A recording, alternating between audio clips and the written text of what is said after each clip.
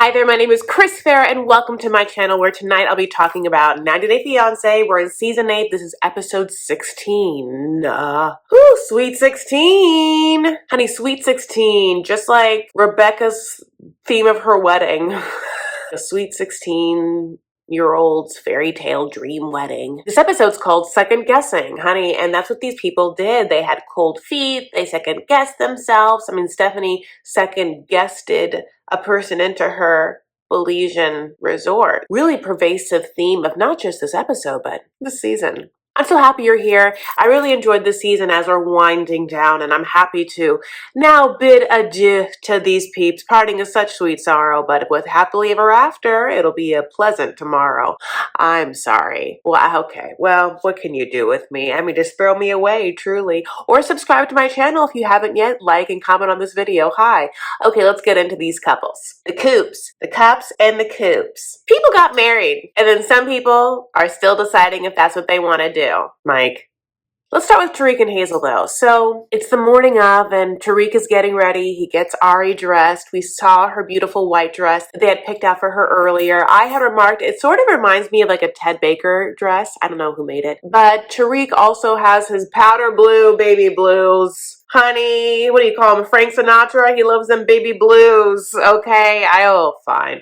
But he's also like getting the chairs in his car and stuff. He has to be doing all the things. Tariq also got one thing he also wanted was they're having their ceremony at that crazy like meditation, like fellowship, like whatever that place is, religious thing. I don't know. It was made by that hypnotherapist. Remember that thing? Okay, but God bless. With like the basement windows. Hazel doesn't get her church, honey, like Julia gets her church, but Hazel's okay with it. Tariq is setting things up and he has his brother, not Dean, by his side, Dwayne. Now Dwayne, honey, like got in the car, honey, and just kept driving till he got to Tariq's wedding. So sweet. And their mom is going to be Skyped in. And one other questionable thing is how Hazel's family is going to get Skyped in from the Philippines.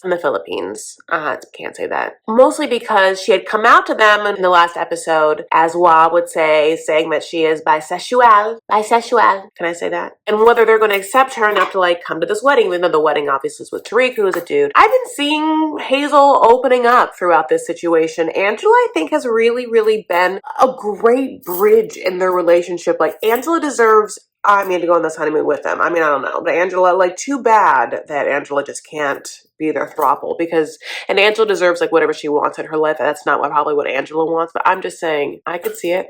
You know, I mean, I could just see them working, you know, like on a day-to-day basis.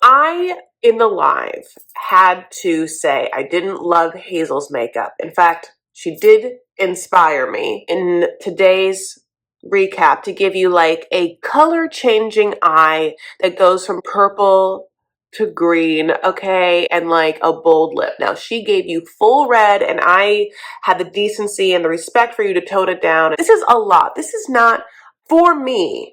And this is my opinion, and she didn't ask for it, but somehow you guys did, is that it's not like my bridal cup of tea. You know, like I can't see green and purple, like whole eyeshadow situation or red lip. I mean, that is nighttime club. It's a look. Like that's a whole thing. And I just didn't understand why, if you're going to open an Urban Decay Naked palette and just have at your disposal a bunch of nude, shimmery, pretty nude shims, why you would just like then color change it. Listen, I like a color change and there's a time and a place. That's all I'm saying. I'll tell you, my preferred time and place for Hazel to have that eyeshadow would have been in a pre-COVID world or non-COVID reality where they could have gone out, Tariq and Hazel, and like gone on the prowl for a lady, honey. And then we could have seen like Hazel sex makeover, like sexy club makeover, where like Hazel just gets like a full makeover to be like, let's go get her Tariq, brown lady with butt, you know, like butt. But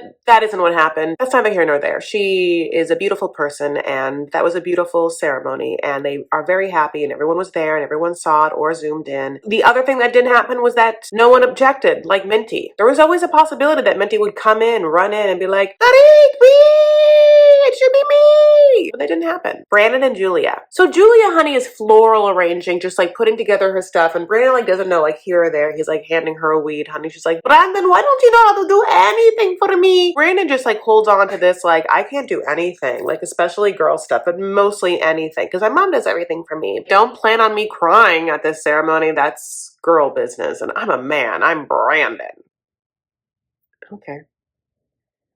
We've had this Jovi Yara like heart-to-heart conversation. There's a heart-to-heart conversation a little bit with Julia and Brandon of whether Brandon's going to try and make Julia happy. Yulia happy. Yulia, who I will now call her Yulia. And Yulia is like, yeah, if you don't make me happy, then I'm going to divorce you. And he's like, are you threatening divorce before we get married? And she's like, well, I just want you to know you're not bound to you. You treat me right, or you say goodbye to this. And I'm gorgeous. I'm Yulia. Absolutely ridiculously pretty. So Brandon like understands that. So then he's like, I'm gonna like treat her right, treat her tight. He's like, I'm going to treat her to a night at the spa. But it's COVID, so the night at the spa is in this bathtub. Now, it's sweet. And young love is young and lovely.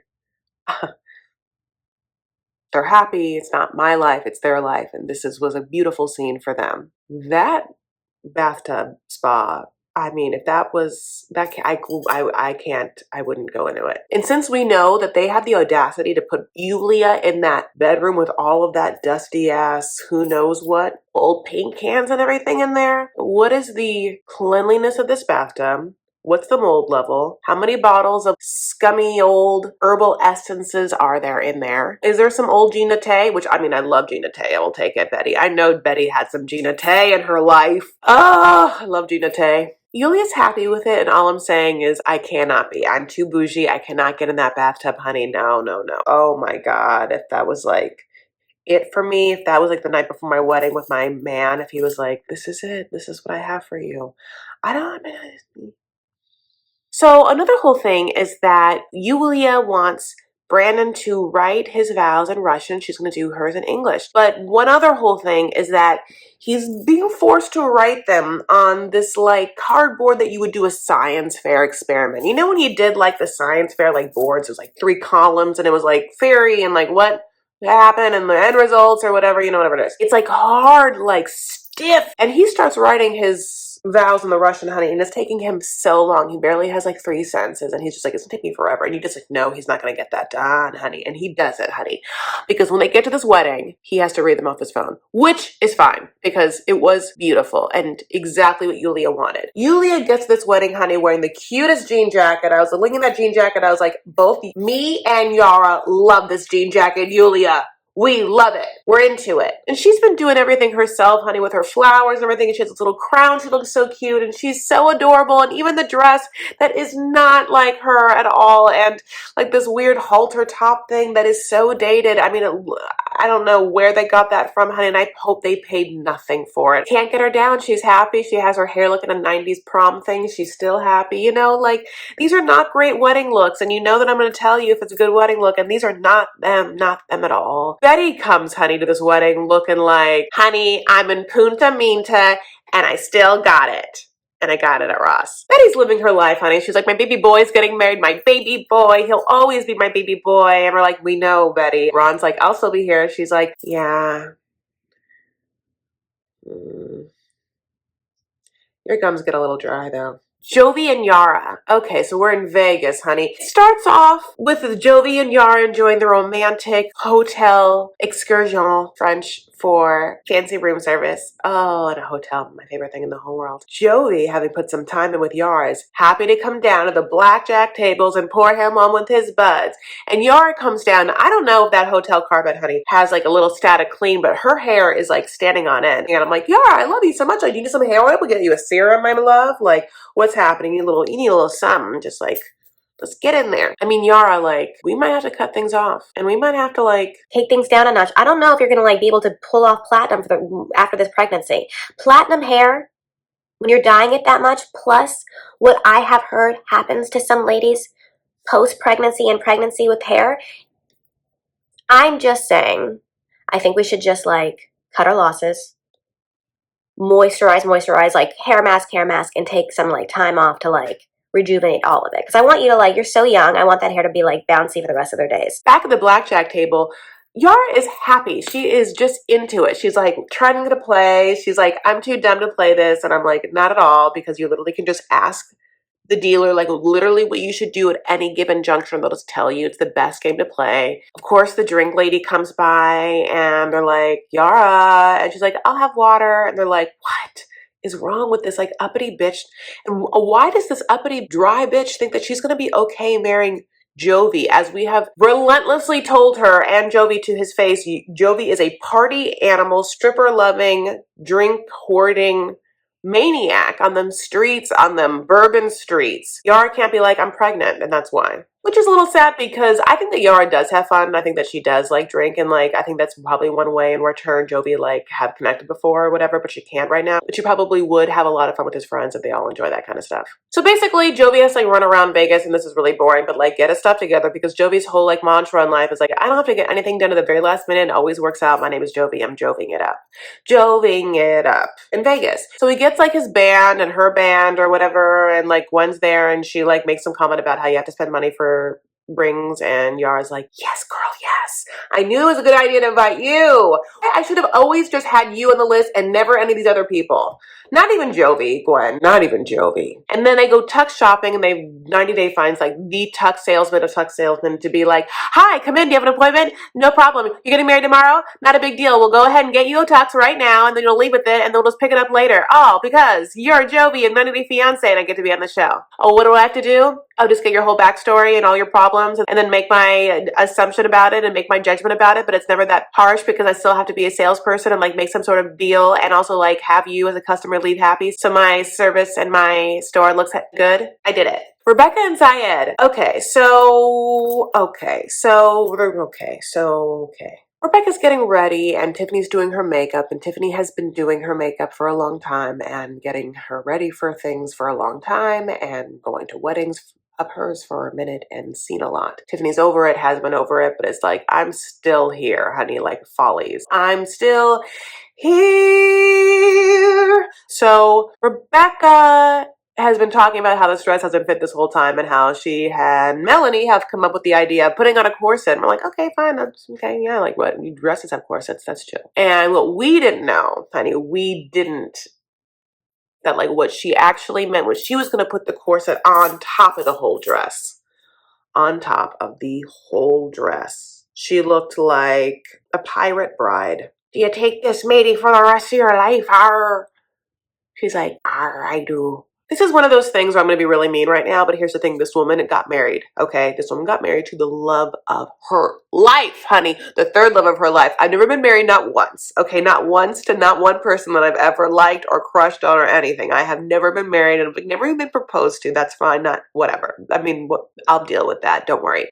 But this woman has a bunch of times. And why I'm saying this is I'm going to make fun of this next section of her life, but she is winning, and I want you to know that, and that's why it's okay for me to do so, because I'm not punching down, I'm actually punching up. So this bitch, who's been married 3 times or whatever, God bless, and decides to have this crazy ass Cinderella ass wedding in a dress that doesn't even fit or whatever, and she invites people in her life that don't care about her and don't even want to see her get married, including her sister, including her daughter. Sister is a Freudian slip because they don't have a parental relationship, and her daughter's fiance, or I don't even understand what that person is to that person. Like, are they married? I don't know, but they dress for this, honey, like it's any other day. Like they're going to ride quads afterward, or gonna go meet Jovi down in the bayou for like a crawfish party afterward, and it's a very casual crawfish party. Rebecca is the only one dressed like anything at this wedding, and she comes into the wedding, the horse-drawn carriage, I mean like Cinderella, and there's a person on the back hitching a ride that you're like, oh, is that the foot person gonna come out and help her like down? Like, no, that person just jumps off like, get with me, ride, bye! There was obviously no rehearsal for this wedding. Like, no one knows anything. Like, Syed doesn't know up from down,